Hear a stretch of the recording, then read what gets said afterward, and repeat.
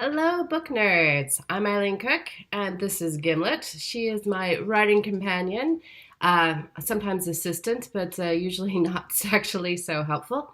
And we wanted to come and talk to you a little bit about my book. So let's put her on the ground and pick up the book. This is The Hanging Girl. So The Hanging Girl is my most recent release. It's a YA thriller, at least I hope that you find it thrilling.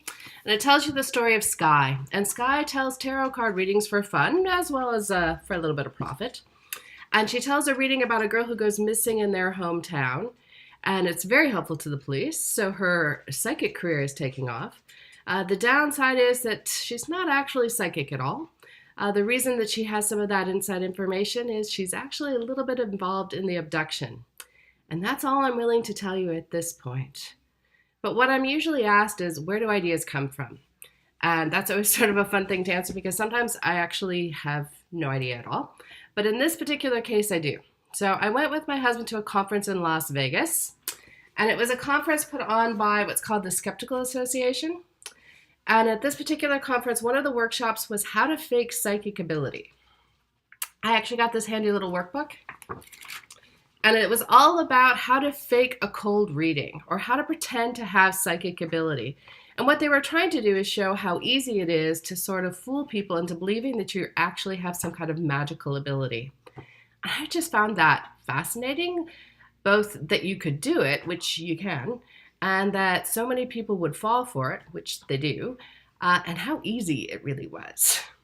So it talks a lot about giving people information that they want to hear. And so right off the bat, I started thinking about what kind of character would find themselves in that situation?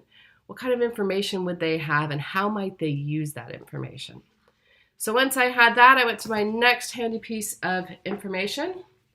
It's called The Easiest Way to Read Tarot. And allow me to tell you that this is not the easiest way, if you want my opinion. It's a little over 300 some pages, and it took me a long time. It used to have a whole bunch of post-it notes stuck in it, but I have taken those out since it's now back on my shelf. And I actually spent about 2 months trying to figure out how to read tarot cards. I used to force my friends to sit down and do readings so that I could see if I could make it work for them. But my goal was to try and learn how to do it so I could create a character that would do it as well. For me, all books do start right there. They start with a character. And once I started writing the character of Sky, I simply couldn't stop. I was absolutely in love with her. She's a difficult character, and I'm going to admit right now, if you read the book, there are going to be some people who don't like her.